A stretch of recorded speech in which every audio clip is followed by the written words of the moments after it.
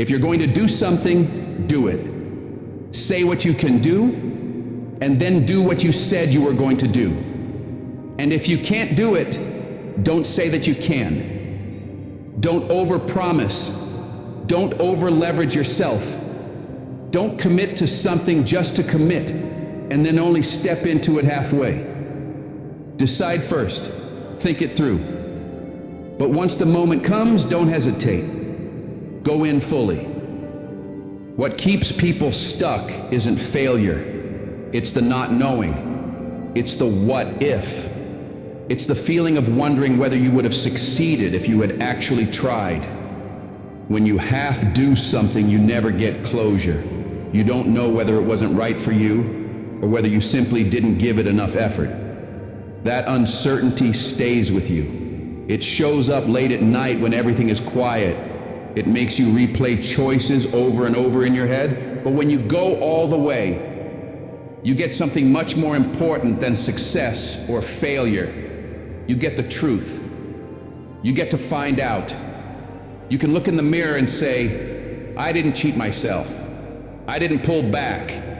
I didn't hold something in reserve. I went all in, and I learned what this really is for me. Maybe you realize it's not for you. That's not a loss. That's clarity. Or maybe you realize, yes, this is exactly where I belong. Either way, you're no longer stuck wondering. A lot of people spend their lives half doing things, half committing, half believing in themselves, half holding themselves accountable. They don't study themselves, they don't challenge themselves, they don't take time to look at their own patterns, their own habits, and their own decisions. They also don't give themselves credit when they do something right, and at the same time, they don't correct themselves when they know they're off track. They either go too easy on themselves or they're brutally hard on themselves, but they're rarely honest with themselves. Real confidence doesn't come from pretending you're perfect.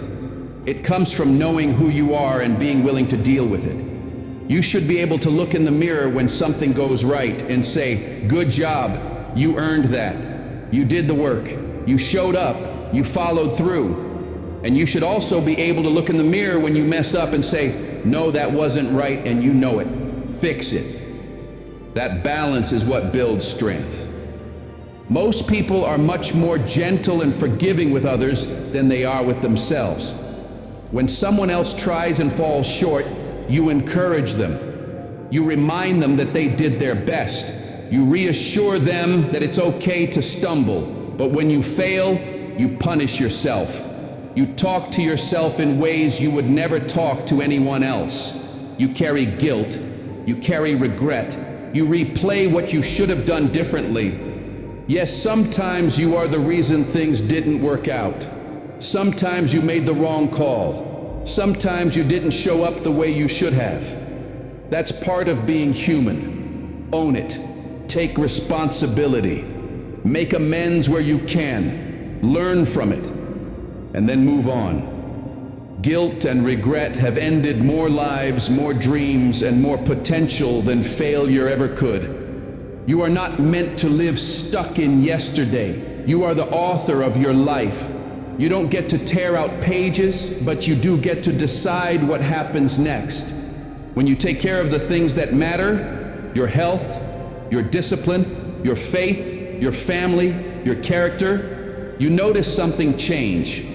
The highs don't get out of control, and the lows don't go as deep. Life still has pain, but it doesn't throw you around the way it used to.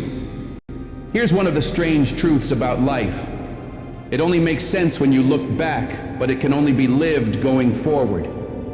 Every ending you thought was the end of the story was actually the start of something else.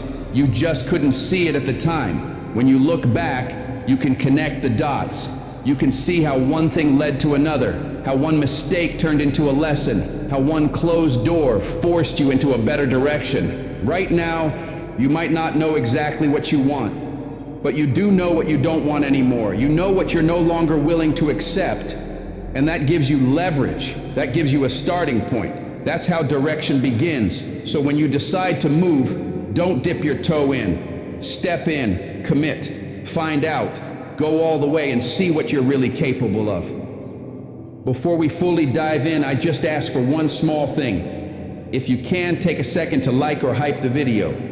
It really helps to reach more people who might need these words today. Thank you. People always ask, who are you? We tell our kids to figure it out. We tell ourselves we're supposed to know. But the truth is, that question can feel overwhelming, because most of us don't really know how to define ourselves. And something that helped me understand that is this idea that we are not some fixed identity. We are what we create ourselves to be. That takes the pressure off. You don't have to arrive fully formed. You are allowed to build yourself over time. What's interesting is that it's often much easier to figure out who you're not than who you are. You might not know exactly what your purpose is, but you usually know what doesn't feel right. You know what drains you. You know what doesn't fit. And when you start eliminating what isn't you, by simple logic, you start moving closer to what is. That process alone will take you a long way. Sometimes we think growth means pushing harder, pressing the accelerator, more hustle, more effort. And sometimes that's true. But sometimes the real work is taking your foot off the brake, stepping back, letting yourself breathe, laughing a little, enjoying the moment, letting go of what's weighing you down instead of forcing yourself to power through it. There are times when dancing through the rain is more productive than trying to fight the storm.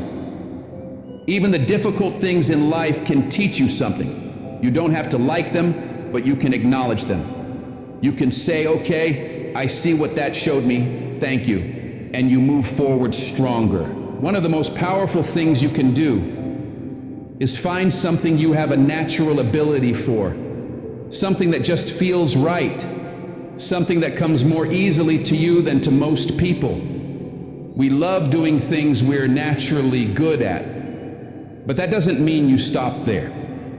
That's when you start learning. That's when you study it. That's when you work at it. That's when you put in the hours and build the skill and go after opportunities. You measure the world through that lens. You get better at it, you sharpen it. And eventually, if you do it right, the world needs what you do. That's the sweet spot. That's when you're paying your rent. That's when there's food on the table. That's when you wake up with purpose. You might still be tired, you might still have hard days, but you're not dreading your life. You're building something, you're in construction. You're creating something that matters to you. You're capable of more than you can imagine. And one of the best strategies in life is simply to be a good person. Not for applause, not for reward, but because it works. The better a person you are, the more opportunities open up. Don't do things only for money. You can make money many ways, but when you love what you do, you study it. You become immersed in it. It stops being something you do, and it becomes part of who you are. That's when confidence turns into competence.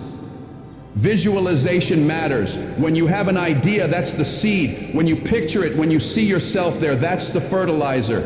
You are feeding something inside yourself. You are telling your mind and your heart where you are going. Life is not easy. It never was. It isn't now. And it won't ever be. Life is not fair. Don't fall into the trap of entitlement. You are not a victim. Get up, move forward. Most of the things that are worth having require effort. They require sweat. They require commitment. Strip everything away and ask yourself what's really there. Without the titles, without the labels, without the job, without the fame. Who are you? Is there a loving heart there? Is there strength? Is there discipline? Is there loyalty? That's who you are. That's the one thing you cannot get rid of. You're stuck with yourself for life, so you might as well learn how to live with that person. Courage is the foundation of everything. You need courage to change. You need courage to quit. You need courage to be rejected. You need courage to grow. It's not about whether you have courage or not. It's about how much you're willing to use. Courage is built by doing courageous things. Difficult conversations take courage. Learning takes courage. Becoming better takes courage.